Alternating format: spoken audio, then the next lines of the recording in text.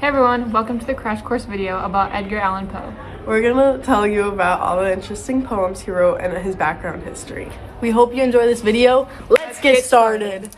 So first of all, we're going to talk about his background history and what he was all about. Edgar Allan Poe was born in 1809 in Baltimore to an English-born actress Elizabeth Arnold Poe and David Poe. After his mom's death, he was taken in by John Allen in Richmond, and he later received a classical education in Scotland and England. Hey Maddie, what university did he attend? Oh, I will tell you. Edgar decided to attend the University of Virginia for 11 months before he left because of his gambling problems. Oh, so he loved to spend his money. Yes, but later he returned to Richmond and then went to Boston, where he published Tamburlaine and other poems in 1827. He joined the army due to poverty after his foster's mom's death. John Allen helped him leave the army and get into the U.S. Military Academy at West Point. Before that, Poe published a new volume of poems. What poems did he write? The poems he wrote are The Tamburlaine and The Raven. He was later expelled from the academy and then moved to New York City, where he published a volume of poems influenced by other poets. That's very interesting, Maddie. Edgar's parents were actors, but his father abandoned the family when Edgar was a baby. When his mom died, he was taken in by the Allen family, but never officially adopted. As a teenager, he enjoyed an upper-class lifestyle. Edgar was an American writer, poet, editor, and critic known for his mystery tales. I love mystery tales. Those are my favorite. He is a key figure in Romanticism and Gothic fiction, and a pioneer of the short story. Poe struggled financially. Despite being the first American writer to make a living solely from writing, he had a difficult life, marked by abandonment and financial struggles. But did you know Edgar Allan Poe was an athlete who allegedly swam 6 miles upstream? Wow, that's very interesting. I would have never guessed that. I know. Oh my gosh. Edgar was also known for his macabre tales. Hey Juliana, I have a question. What is a macabre tale? Let me tell you. A macabre tale is a Lovecraft horror. Oh, that's interesting. He was also a well-known literary critic. Poe introduced a new form of short fiction, the detective story. Detective stories are also my favorite to read. The genre, stemming from Poe's interest in puzzles and codes, has influenced many later works, including Sherlock Holmes. What's Poe's favorite subject in school? History. Oh, Because he is the story. Yeah. Yeah. Okay, so after he left the university due to gambling debts, Poe published his first book of verse. He then enlisted in the army, serving for 2 years and achieving the rank of sergeant major. Subsequently, he sought an appointment to the U.S. Military Academy and West Point, where he excelled academically but struggled with a strict discipline. He was eventually dismissed from the academy. Why was he disciplined and dismissed from the academy? Let me tell you, researchers say that he had a creative mind and the military rigid structure. He was also dismissed from the academy because he disobeyed orders and intentionally skipped class and formations. What? So bad. So we are going to tell you about one famous poem he wrote, The Raven. This poem is a deep dive into the mind of a man consumed by sorrow and lost love. The Raven becomes a physical manifestation of his grief, torturing the narrator with his own desperate questions about reunion in the afterlife. The poem explores themes of grief, memory, and madness through a haunting atmosphere. Rich symbolism, like the raven itself, representing never-ending remembrance. One of the most famous quotes from this poem is, quote, "The raven, nevermore."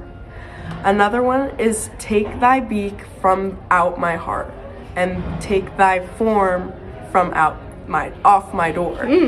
I know those quotes. I've heard of them before out in the world. Yes. Yeah. The Raven uses things like metaphors, repetition, and alliteration. The repetition in this is "nevermore" is used throughout his poem to show the deepness of his message. Poe also repeats words like "more" at the end of lines, creating a powerful, thundering effect that unifies the poem's structure and theme. The alliteration in this is something that we noticed. He has always emphasizes the W sounds, such as "once upon a midnight dreary," while I pondered "weak" and "weary." This draws the reader in and establishes the narrator's state. The metaphor in this is the dying embers are described as ghosts upon the floor, and the raven's eyes are called a demon's, suggesting that the raven is supernatural.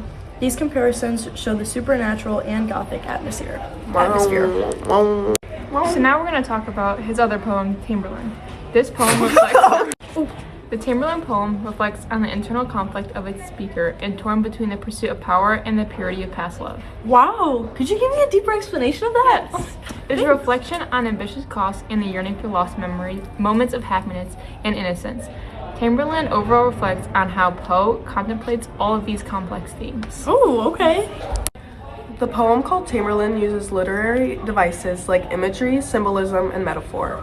Poe uses strong language, especially involving nature, brightness, and shadows to create vivid imagery and that reflect Tamburlaine's emotional journey. He contrasts joyful images like sunshine and flowers of youth and love with darkness sounds and visuals symbolizing gloom and the burden of ambition. Poe uses direct comparisons to reveal Tamburlaine's inner feelings. His references to a craving heart, the lost, flowers, and sunshine of earlier days express longing for past joy, calling hope and an eagle showing how distant it feels. The undying voice of that dead time symbolizes the lasting pain of his memories. Poe turns abstract ideas into concrete symbols. The crown stands for ambition and the heavy cost that comes with it. The beloved heart represents purity and the love he lost. So, criticism that we found was that Edgar Allan Poe struggled to get his stories published initially. His financial situation worsened after John Allan's death. So, did anyone help him? How did he start to excel again? Well, Kennedy helped him by getting his stories published in the Southern Literary Messenger, where he also became an editor. Poe's criticism, especially his analysis of short fiction, significantly impacted American literature. Hold up. How did Kennedy and Edgar Allan get connected in the first place? They were connected through a mentorship and literary relationship in the 1830s. Oh my god. That's a long time ago. Another criticism that we found was the addition of classic reimagination Edgar Allan Poe. Retells Poe's Gothic stories and poetry with illustrations by David Plunkett. It offers a new interpretation of classic tales, part of a series featuring unique visual interpretations of well-loved literature by contemporary artists. People saw that it shows Edgar Allan Poe's short stories highlighting their significance in literature. It mentioned Poe's life, including his birth in Boston, his early struggles, and his eventful success with works like The Raven. We hope you enjoyed this video. We love you guys. Peace out.